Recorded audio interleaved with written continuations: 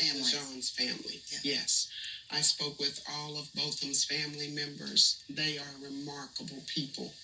And I told them that they've raised a remarkable son. And we hugged, we embraced, and I was turning to exit, and I saw Miss Guyger. And I just went to her and I said, Mr. Jean has forgiven you. Please forgive yourself so that you can live a purposeful life. Is that a role of a judge to do that? I do that with every person that I'm sending to prison. I always encourage them, please let this be your last interaction with the criminal justice system. And it depends on how young they are as to how much advice I give them. But I do that with everybody. I can say, full disclosure, a reporter that's covered you, Steve Pickett, who's been on our show and a friend of mine, says that you've done that in juvenile court with people that we didn't see on camera. But this case was filled with questions of police brutality, an unarmed man sitting on his sofa having ice cream, race. All of these things came into play. And suddenly we see the judge not only hug Amber Guyger, but offer her a Bible as well. In that, did you ever think, I'm now putting myself in the headlines and I could be pouring fuel on a fire here? Oh, not at all. Actually, I didn't realize that we were still being filmed. The trial had concluded. I thought Court TV had discontinued videotaping. I didn't think about that at all. And for people who understand, not all states allow cameras in the courtroom. Texas is one of those states, and you have jurisdiction over that. Yes. For all the reasons you just mentioned, this was a police officer who shot an unarmed man in his own home. Our city had been divided upon racial lines, upon here's another police officer killing another unarmed black person. In extraordinary circumstances, no one has ever heard of a case where someone said, I went into the wrong home and I shot to kill that person. This was extraordinary. Absolutely. I don't think Shakespeare could have fashioned a more tragic story. You gave her the Bible. I know that there's an organization right now. They have filed, it's an atheist organization, and they have filed a formal complaint saying it was unethical for you to hand her that Bible. What is your response to them? Well, it's not as though I said, Miss Guyger, you need a Bible. But when you give someone a Bible, it is a religious... It was at her request. It was at her request. What she said to me after I said, please forgive yourself so that you can live a purposeful life. And she said, do you think my life can still have purpose? And I said, absolutely, it can. And she asked me, she said, do you think God will forgive me? And I said, absolutely, he will. And then she said, but I don't even have a Bible. I don't own a Bible. I don't know where to begin. And in that moment, I didn't want to lose Amber Guyger. And so I said, hold on, I'll get you a Bible. And I left the courtroom and went to my chambers and retrieved my Bible. But does it get confusing when a judge behaves that way, in that you were there for the law, not for religion? I was not there for the law.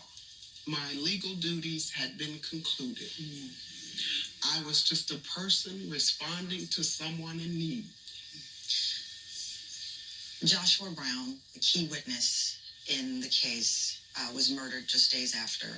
Police have said now that this was the result of a drug deal gone wrong. They claim that individuals left Louisiana, came to Texas, and this was a drug deal over some marijuana purchase. The family disputes that heavily. We know that Joshua Brown was worried about testifying. He'd been a victim of gun violence before, and he was a key witness here. What is your thought on the investigation and what police are saying right now? Well, I'm not privy to all of the police investigation. What I know about his murder, as unfortunate as it is all that I've learned through the media. How did you learn of his murder? I was at a retreat in deep East Texas following the Guyger trial. And fortunately, I was in a place where I could get phone coverage. And I got a call from one of the prosecutors who said, Judge, I've got some news for you. And she let me know he had been murdered. What was your reaction? I cried. I was stunned. I asked, do you know what happened? Is this at all related to our trial? And what did they say at the time? They said at this time there are no indications as such, but the investigation was ongoing. And later this week, or later when I got back to Dallas, I found out that the police were investigating a possible drug connection. So I just feel for Mr. Brown's family. I can't imagine that his parents are now going through what was so emotional for him. Because he was afraid to testify. He was nervous, and he stepped up to do his, what some people see as your civic responsibility, which is to testify in a court of law of what you saw and heard. And then days later, he's gone. And people were afraid and worried, and still are, that they don't know the entire story, despite the police investigation. Another element of this is Amber Guyger planning an appeal, or could. And you could preside over that appeal. Is that correct? Well, actually, if she does appeal, the appellate court located in Dallas, the first court to handle that. But should they find something amiss in her trial and it's reversed and sent back for a new trial, there is the likelihood that I could preside over that as well. Do you think you could preside over it, given the hug and the attention and the exchange of the Bible, all of these ties now that you have to her personally? Could you sit above that court and do your job? I do that every day. I do that every day. But not every day do we see this. I know you do it every day, but this is the case where your name now is in the headlines. Would you be able to fulfill that? My faith is strong.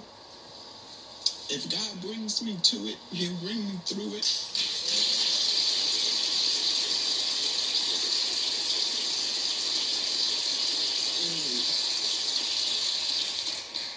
And this is one of the reasons why I'm discussing the hug, so that people will understand the sum total of what happened.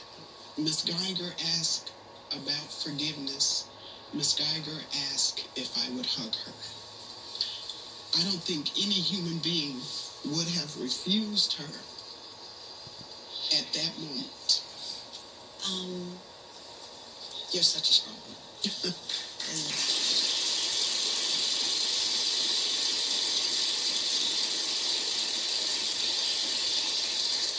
Before you go, I do want to ask you about the bailiff and explain to us what happened there. So much of this, you have the answers to far more. I do. What happened in that moment? So Ms. Guyger had been found guilty of murder, and I had held her bond insufficient, which means she was not free to move about. She was in the custody of the sheriff's department. This is why we do this show. This moment went viral. This woman was mocked on social media. People said things about her. They referred to her that were horrible. Yes. There were people who said, look at her, a black woman being a manny. They assaulted her on social media, and she was doing her job. And this is exactly why your show is so important, because we have to educate the public. She said that the lady was combing her hair because she was checking for weapons. Thank you so much for joining me today. We traveled from our good home state of Texas. I know it's always hard to leave Texas. She stated that the defendant couldn't go back and get checked for weapons, so she sat there and combed through her hair and everything for the weapons.